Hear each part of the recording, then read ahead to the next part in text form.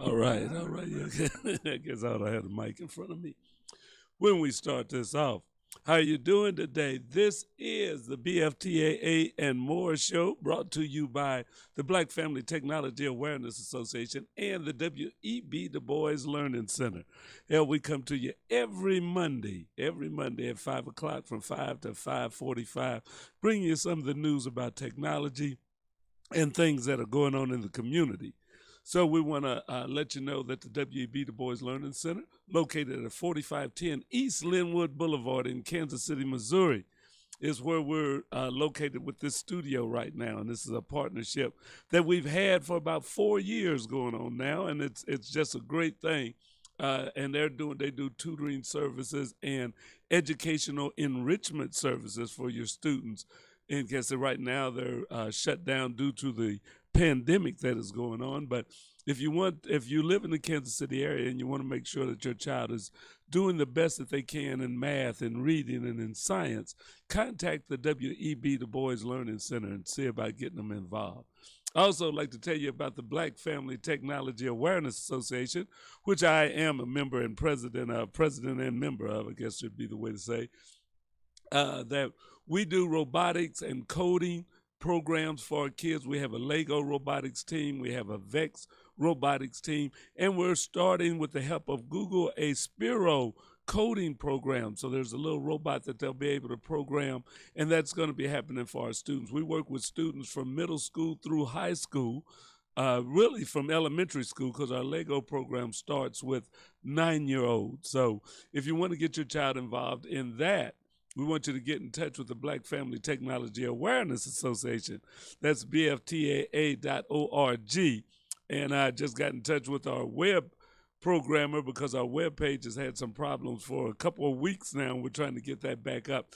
But you can contact us there, or you can contact us at BFTAA@sbcglobal.net, and we'll be glad to talk with you about getting your child involved. Even though the coronavirus is going on and school has been out, we're looking at getting kids involved with a virtual robotics program. So that's something new that we haven't been doing, but we've been checking it out, and our company that we work with, VEX, has a virtual robotics program that's available for free. The kids can practice some of their coding, or at least programming a robot to kind of get the idea of doing robotic programming.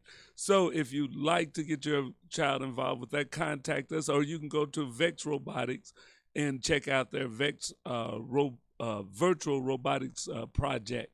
And there's a site on there. We're going to be sending that out to our parents so that their kids will have something that they can get involved with throughout the rest of this school year and the summer, that we can do some robotics learning and keeping their skills sharp. So that's something that we're doing for our kids, and we're glad to be of service with them. One of the other things that we do here is we always try to keep you up with the latest in information that is going on in science, technology, and information. The pandemic has definitely given us a reason to look into science, because we're not just about robotics, but we're about science in general, and fighting this pandemic. A lot of the best scientists in the country are involved in it. So a lot of our biotechnical engineers, doctors, technicians, all of those that are working on this, so we can say, and they even have robots that are doing a lot of work in the pandemic equation, that they're working in hospitals, that they're helping with patients. So robotics plays a part in medicine. It plays a part in a lot that is going on. So hopefully hopefully you're encouraging your young people to look at those careers, that educational path that may get them into science, technology, engineering, and mathematics. See, I'm going to go up now and make sure that everything is going out on our VEX site, on our website that we're trying to do. And we're also going to be starting a watch party to see if we can get some more viewers or make sure that we're available to everyone that does want to see what we're doing here. So as you see me clicking to the side, I am actually trying to make sure that we're going out and we are connected. It shows that we are connected. So we're going out and I see a live indication here. So we're broadcasting now to you on the web, a couple of different platforms. You can pick us up on KUAW-LPFM 98.5 on our web page. You can also go to my website, which is L. George Walker, and pick us up there on Facebook. We're also broadcasting on YouTube.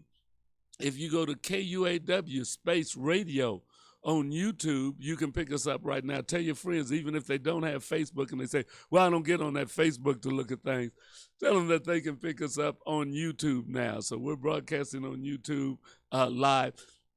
And we're also, for those of you Twitter heads, we're also live on Periscope. So we're broadcasting right now on Periscope for those that have a Twitter account.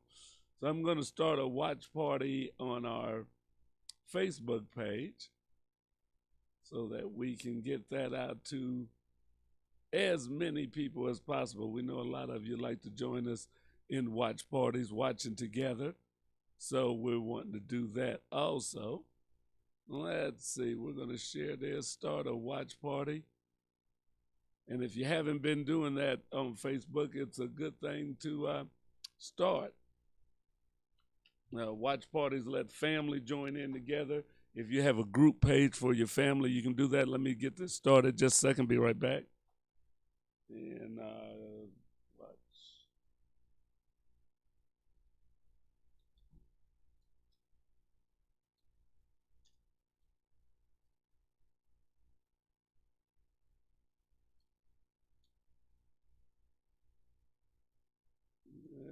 Okay, let's see.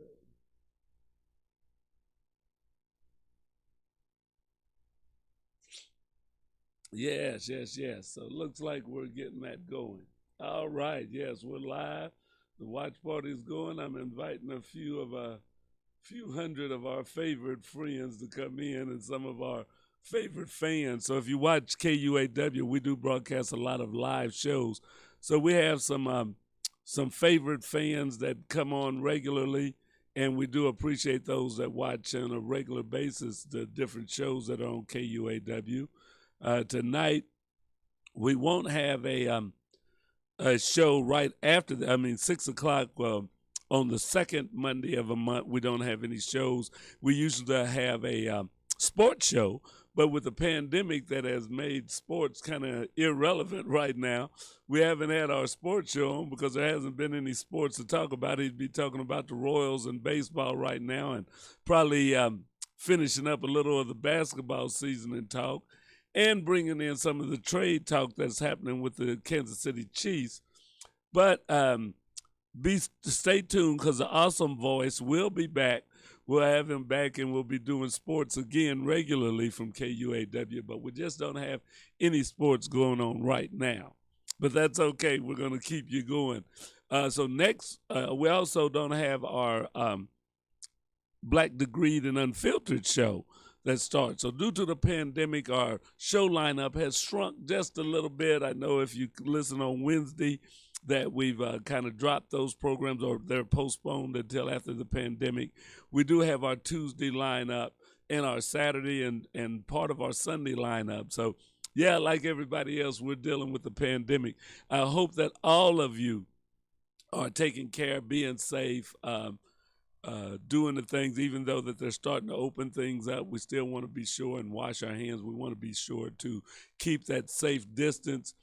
Just stay safe, throughout this time. We're going to be talking about the COVID stuff right after we get through with what's going on at NASA, which is next. We usually bring on the different things that are happening with the National Aeronautics and Space Administration, because that's what we're about. We want to get kids involved in that. I know sometimes some of us, even some of the scientists or the astronauts that you see now, say they were inspired by watching shows like Star Trek, watching Star Wars, things like that that just got them excited about space and got them to thinking that they want to go in space. And they found out that, well, you got to be an engineer or a pilot or do some things educationally to get you there. So we want to encourage our young people to become pilots, to be like what they see in Star Trek or Star Wars if they want to advance. Because if they shoot for that, then they'll know they have to get an education. They'll find out that they've got to study, they've got to learn, that it just doesn't happen overnight. So that's one reason we bring this up, and we're going to be bringing up any other technology shows that are available that may get kids excited. But we're going to talk right now about what's going on in NASA. So NASA, the National Aeronautics and Space Administration, gives us an update every week of the things that are happening in NASA. So we're going to go right now to This Week in NASA.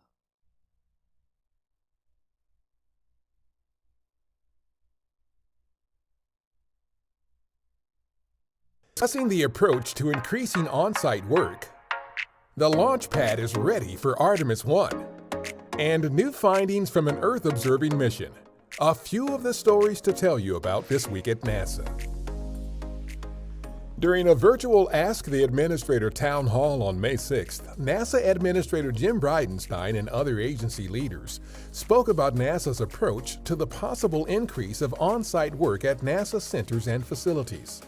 The administrator stressed that the safety of the NASA workforce continues to be the highest priority of what is expected to be a methodical, careful transition back to on-site work. Currently, NASA is still operating under a large-scale mandatory telework policy with limited on-site work for mission-essential activities, including the upcoming launches of the Mars Perseverance rover and our commercial crew flight test with SpaceX to the International Space Station. After several years of upgrades and modifications, historic Launch Pad 39B at our Kennedy Space Center in Florida is ready to support our uncrewed Artemis 1 mission. The upgrades and modifications will enable the Apollo and Shuttle era launch pad to accommodate our massive Space Launch System rocket and Orion spacecraft. Orion will fly around the Moon and back on Artemis 1 as part of NASA's lunar exploration goals. Data from ICESat-2, the most advanced Earth-observing laser instrument NASA has ever flown in space, have been used to determine that the net loss of ice from Antarctica, along with Greenland's shrinking ice sheet, has been responsible for more than a half-inch of sea level rise between 2003 and 2019. The study, which also used data from the original ICESat mission, found that the average yearly amount of ice sheet lost in Greenland and Antarctica each was enough to fill 400,000 Olympic-sized swimming pools, hundreds of times over. NASA climatologist and author Claire Parkinson of our Goddard Space Flight Center has been named as a finalist for a 2020 Samuel J. Heyman Service to America Medal. She is being recognized for work that includes breakthrough scientific research on how changing sea ice coverage in the Arctic and Antarctic oceans has played a significant role in climate change. The Sammys, as the award is commonly referred to, recognizes outstanding federal employees who serve the public good and are addressing many of our country's greatest challenges. NASA, the European Space Agency, and the Japan Aerospace Exploration Agency invite you to participate in the Global Space Apps COVID-19 Challenge May 30th and 31st. Virtual teams will use open data during this hackathon to propose solutions to COVID-19 related challenges, from studying the coronavirus and its spread to the impact it is having on the Earth system. For more details, check out spaceappschallenge.org. That's what's up this week at NASA. For more on these and other stories, follow us on the web at nasa.gov/twan.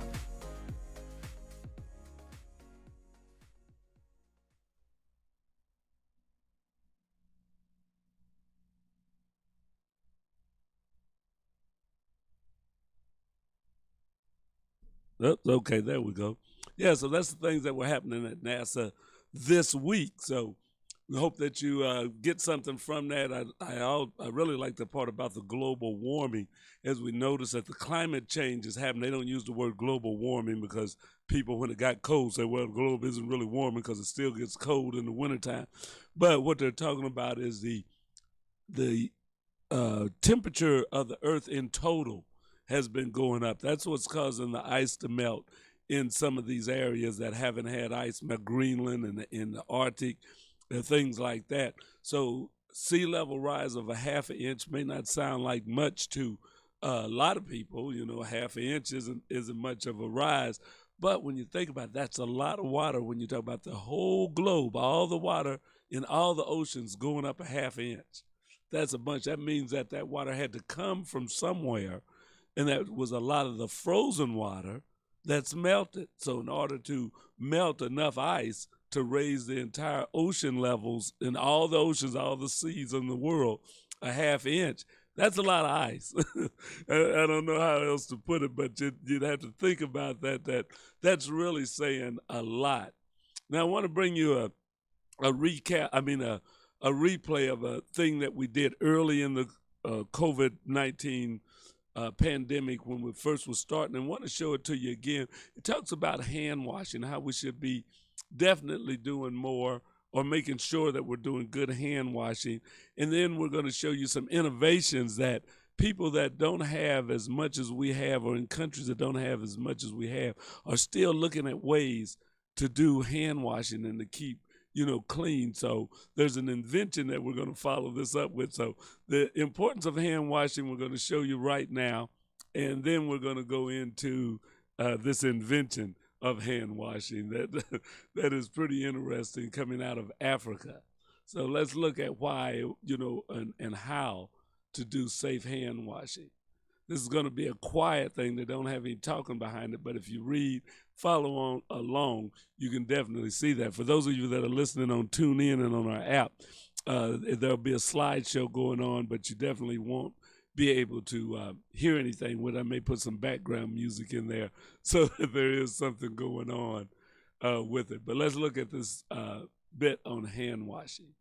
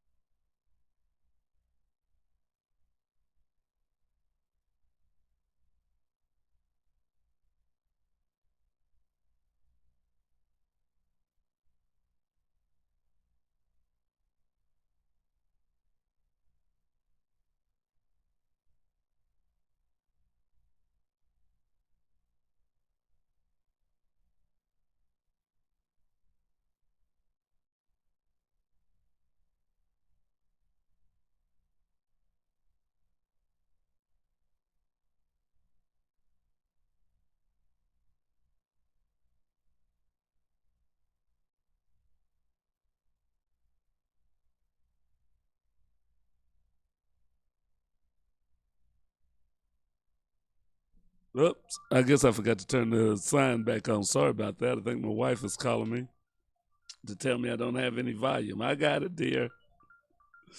So appreciate that. Yeah, sometimes when I come back, I forget to go back online with you guys, but I'm back. Glad that I'm here with you now and stuff. Yeah, I forget to hit the button. But, we want to do some things to make sure that we control the spread of COVID-19. Now, one thing I wanted to show you also is we talked about hand washing. In some countries that they don't have as much access to water or to clean water or running water sometimes, there's things that they can do to make that a little more effective. And there was, let's see, where is that showing? I wanted to show of that. Okay, yeah, right here. So I want you to watch this right now. And this is an inventor that has come up with something in Ghana. His name is Richard Kwarting Annie. Yeah, so I may have butchered that name, Richard. I'm sorry about that. But he has come up with an invention that he's come up with a solar hand washing site that can be set up on the streets and stuff in different cities in Ghana. So check this out.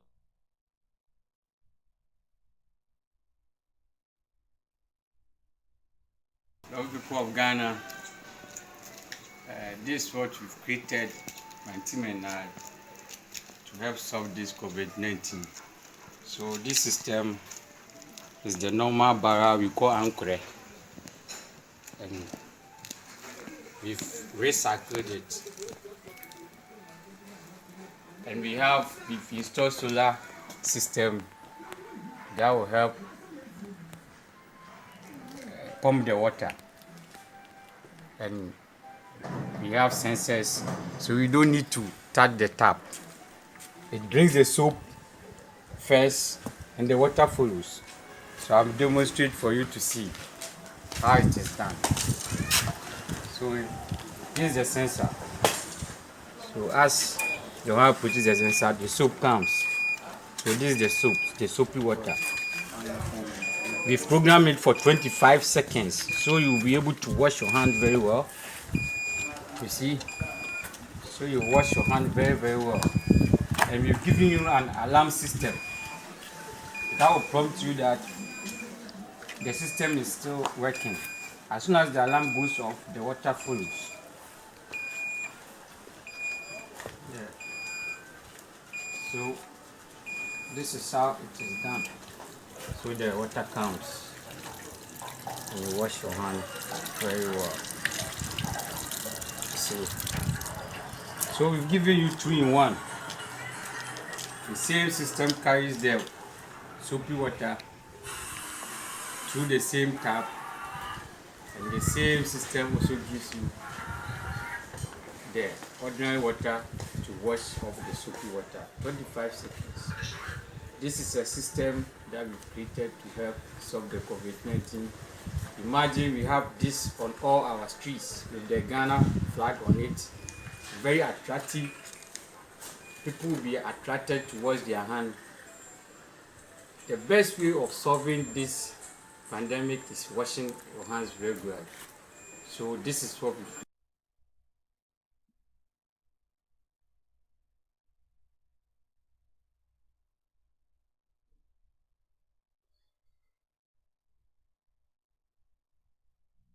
All right, all right. So yeah, that was a little bit and a little bit about Richard Annie is his name.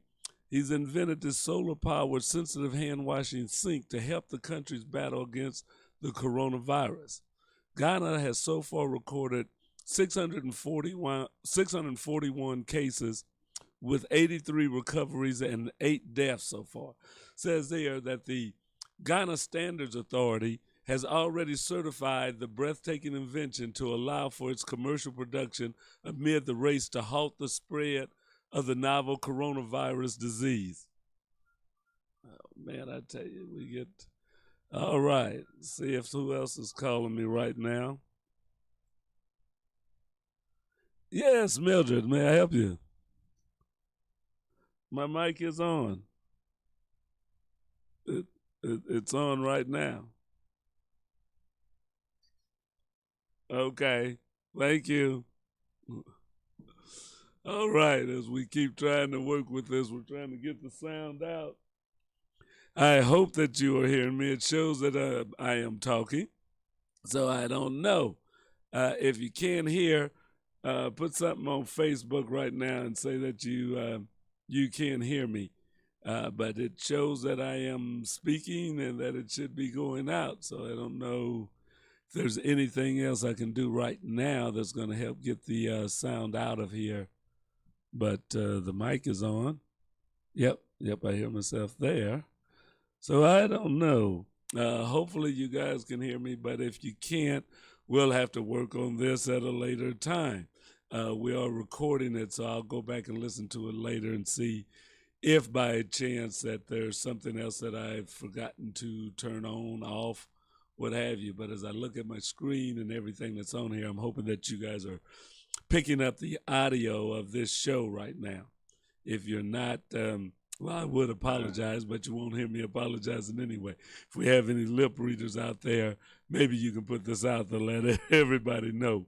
Or you can type the message in or text me at that. Right now, the phone calls are a little more intrusive, so if I can get a text about it would be a good thing there.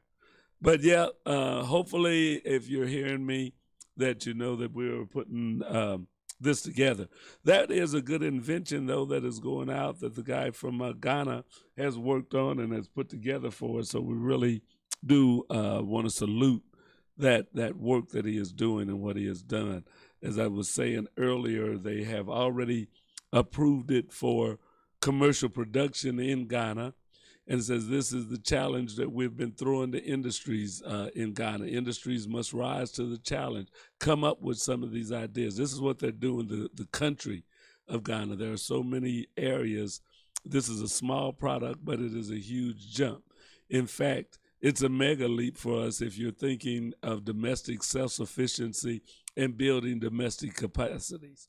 Professor Dodo added, it's difficult to see how the inventor can move very fast. However, what the standard authorities promise is that we have a team of engineers, biomedical and civil engineers. So we have promised him that we are happy to partner in the name of the authority to help them to scale up. Developed from a recycled barrel, the sink comes with a double tap, one for water, the other for soap. With an inbuilt sensor, the solar-powered sink allows the flow of soapy water immediately. A hand goes beneath the tap. It then follows with an alarm notifying the user of the readiness for another tap to discharge the water, which lasts for 25 seconds. So the inventor is a BSc marketing graduate, hopes the certification will help the country's battle to stem the spread of the novel coronavirus, noting that he already put up a factory for mass production. So we're going to employ a lot of people and get this thing on the market because lots of calls are coming in for orders, and we can't fail Ghanaians and Africans. So we have to do this and do it well. That is why we are partnering with GSA to get the standardized for international market. Anning was quoted as saying.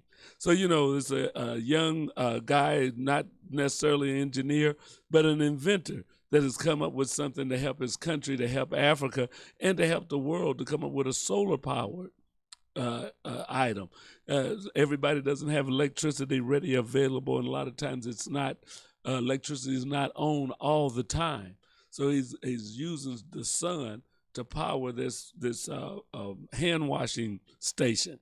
I think that is a great thing, and hopefully, AC come through. Thanks a lot. He says he hears me loud and clear, so I'm glad that you come through with that. But yeah, that's something that's going on in Africa, and we hope that other people, even here in the United States, will work on inventions, and we want to empower our young people to think about that, how they can do it. I saw a video of on the news of a guy that took Legos and made a dispenser that's sensitive. You can put your hand up under it, and it squirt out a little bit of the hand sanitizer into you. And it was all made with Lego blocks. So it may seem like just a fun thing, but if we can get our kids to thinking creatively and that they can be inventors, that's something that we want to do. That, you know, we don't want to be held back by the lack of the thinking that we can. You know, we got to think that we can in order to make sure that we can. And as we talk about that, I also want to go back and talk to you a little bit about what we have done as African American historically. That is a great thing that we have made huge strides to do it. And one of them is to talk about a doctor. I didn't know anything about him, but, you know, it's probably been around. A lot of times in Black History Month, they talk about people, but a lot of times they talk about the same folks that you hear about. You'll see, I'm getting texts now, so there's probably other things coming through.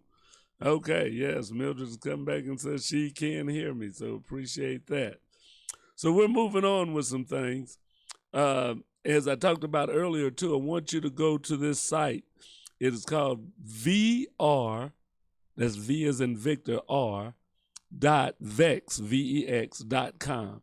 And that's their virtual reality, virtual robot site. We're going to be sending that out to the parents that are involved in our robotics program. But we want you to tell your kids about it. It gives them something to do while they're at home if they can't get out as much. And they can learn about how to do some programming. It's not C or one of the fancy programs. It's just logical blocks that they put in. But it is programming. They can program virtually and learn how to do the steps that it would take to control this robot. They have some challenges for you that you can do on there. So go to that site and check it out. Now I want to talk to you about how many of you guys may know or have heard of this gentleman here. Yes. The gentleman right there, his name is James McCune Smith. And he was a medical doctor who paved the way for African Americans. Said Smith graduated from the University of Glasgow in 1837. Okay, that's saying a lot. That's something that, you know, I didn't know about myself, but not that I know everything about it. But yeah, he graduated from the University of Glasgow after he couldn't go to school here. So let me tell you a little bit about Mr. Smith. He was a naturally gifted academically. Smith proved to be an outstanding student during his studies in Glasgow, obtaining 3 degrees, a bachelor's degree in 1835, a master's degree in 1836, and his medical doctorate in 1837. Smith was born in 1813 in New York City, a slave. His mother had been a slave in South Carolina, but he is freed on July the 4th, 1827, when New York freed all the enslaved people in that state. He is already attending school at that point and is clearly a brilliant pupil. So he applies for medical school to several years later at Columbia and other American universities, but he is rejected by them all. Professor Simon Smith, a historian and lead academic on the Runaway Slaves Project at the University of Glasgow, said in 2017 in an article that was entitled The 180th Anniversary of Former Slave James McCune Smith. Yeah, you know, so he was turned down at every university in the United States that he applied to because of his color. However, he is accepted at the University of Glasgow. Glasgow is in Scotland. Long way, you know, and ironically is a far better medical student than any of the American ones that he had applied, medical school rather, than any of the American ones that he had applied to. And the free black community in New York, now this shows you how much we can work together if we wanted to. He got accepted. He didn't get accepted in the United States. This is in 1835, it said, when he was applying to college. He didn't get accepted in the United States. He got accepted by a college in Glasgow, Scotland. That's a pretty good ways away. You know, his mother had been a slave. He had been a slave. You know that they didn't have much. But it says right then that after he was accepted, the free black community in New York mobilizes and raises money to send him because they think he is one of the best and the brightest. So, you know, the community come together. We have to think about that. Here's a young man former slave. His mother had been a slave. When he gets accepted to a college, it happens to be in England, overseas at a time when blacks didn't have much money, you know. They come together as a community, say, we're going to get together and send this young man over to Scotland to get his education. You know, not just his kinfolk, not just the people that knew him in the neighborhood, but the whole community got together. You know, we have to do more of that. You know, there's a lot of times our kids don't get to go to college or they end up saddled with debt, and it's because, you know, the family doesn't have enough money. Sometimes they get saddled with a lot of the student loans and stuff. But how many times as a community have we helped to pay for our young people to go to school? You know, this is in 1830-something, and a community that gets together to help with education. You know, how many students have we helped out? You know, you and I. You know, have we helped out not just our grandkids, not just our kids or our nephews or our uncles, but somebody else's child to get an education? We say it's important, but how important is it for us to help other people in the community? There's maybe a person in your church, a young person in your church going to college that doesn't have the money. Parents don't have the money. Are we making sure that they get scholarships? That we're encouraging the other members of the church to look after this person to help them get that education? That's what they did back here in 1830 something, you know, over 100-something years ago, African Americans getting together. It says Smith's pioneering feat in an era when few Americans attended university and fewer still bothered to finish their degrees and graduate. A biography of him stated, fluent in French, Greek, Latin, as well as a working knowledge of Hebrew, Italian, Spanish, and German, Smith was said to be one of the best educated Americans of his time. And that's what a publication said about it. Smith moved to France for his clinical training, and after his education in Glasgow, he went to the United States to set up a medical practice in Lower Manhattan. So he didn't forget where he came from. He still came back to the United States where he couldn't get the education to provide medical service. He was a prolific writer, was famously known to be an abolitionist, working side by side with renowned abolitionist Frederick Douglass. He was chosen as the only doctor to service the colored orphan asylum, which before then was dependent strictly on volunteer service. Smith opened up the first pharmacy run by an African American. Frederick Douglass, that is, later said that after Smith breathed the fresh air of Scotland, he changed and began to envisage a world completely different than the one he grew up in. There could be equality of the races. And upon all the accolades and milestones he earned, Smith was never allowed to become a member of the American Medical Association or any other medical organization due to racial prejudice. Toward the end of his life, Smith was instituted as a professor of anthropology at Wilberforce College, the initial African-American owned and operated collegiate institution in the United States. His greatest influence was to show that black men and women were not simply defined by slavery or abolition. So, you know, he lived a great life. He died in 1865. He was survived by his wife and 5 of his 11 children. So that's just a little background to tell you about James McCune Smith. He was a medical doctor, one of the first African Americans to get a doctorate degree and he didn't get it in the United States, but to become a doctor, to come back and to practice in the United States. So, you know, sometimes we don't hear about that, but it was really, when I was reading about him, it was really intriguing to me to see that, you know, the community raised the money to get him to college, to get him over to Scotland, to get an education, you know, and so they took up their collection. You know, sometimes we don't want to give. We don't know where the money's going, or we don't trust each other enough. But they took up a collection to see that he got his education. So we have to think about that, working together as a community, working together to help young people in our community.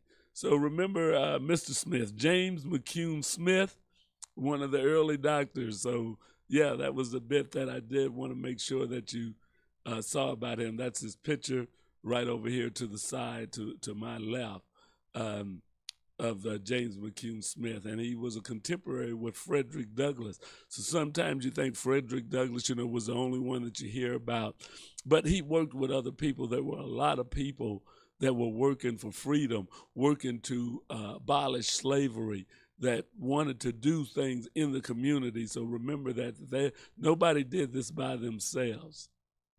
All right, all right. So as we talk about technology, I want to say a lot of people, and myself included, have been using Zoom, and I hope that you know that they've improved it. There have been a lot of updates to improve the safety, the password protection, because sometimes when we hear on the news that somebody hacked into a site, or we were on a site to get hacked in on, we don't want to do no more video conferencing ever again in life. But but they've been brought to bring up their product and make it better. So that's one thing.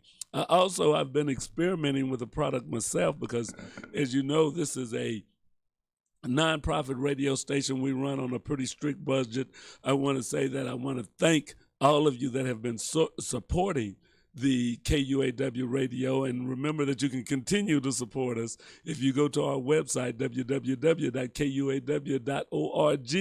You can make a donation from your credit card or your PayPal account. There's a donate now button up there, so you can support the work that we're doing to help continue to get information out, to get news, to get entertainment, to get some of the artists, our poetry and everything that we do here.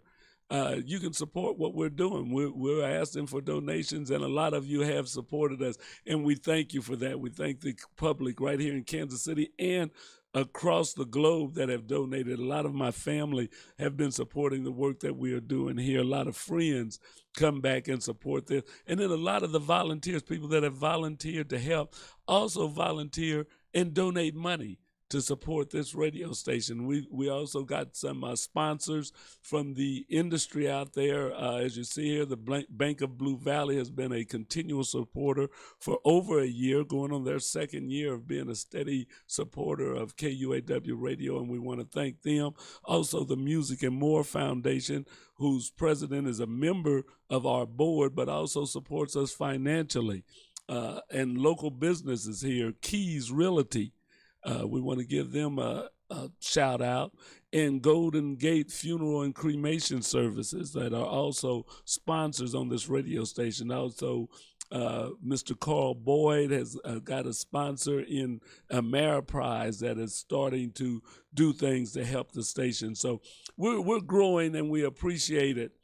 And we just want you to keep on, and we're going to keep on doing what we do to try and bring you some of the better news and information, and to grow this radio station, grow this media outlet.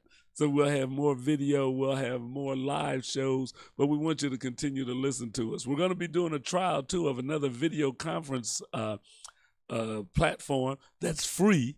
So I'm thinking that that'll be good, because we don't have the money to just spend on a lot of the things. But there's a video conferencing platform that is free out there. I've been doing some research on it. I looked at it today, and I may ask you guys to join me on a research. So we may do a big video conference next week right here on this show to check out this new program that's completely free and see how it works. So if you want to help us break new ground, as what we're about is technology and information, the Black Family Technology Awareness Association, we want to be able to push the envelope. And if we can find some products that you can use, that you can help with your business, your organization, your family, that are inexpensive, and some that may cost us some money, but what we can use that can do the best to help move us forward in this technological world. We don't want to be on the back. We don't want to be the last ones to come up with it. Our schools sometimes don't have the latest things, but we got to take it as a community to say we want to get some of the latest stuff, and we incorporate it and start using it ourselves. We don't wait for somebody to give it to us from the outside, but let's go ahead and start developing it right here in the community and using it right here in the community. So that's my rant for today. I appreciate you joining. Be sure and tune in every Monday from 5 to 5:45 to the BFTAA and More Show with your host, Louis George Walker, right here at KUAW, Knowledge, Understanding, and Wisdom Radio, Kansas City's global community radio station. Thank you for joining. Be sure and tell your friends. We are now on TuneIn. We're on YouTube. We're on Facebook. We're on Periscope. You can pick us up on a lot of platforms. So we're everywhere, and we're getting bigger and better. Thank you. I'll see you next week. Bye-bye.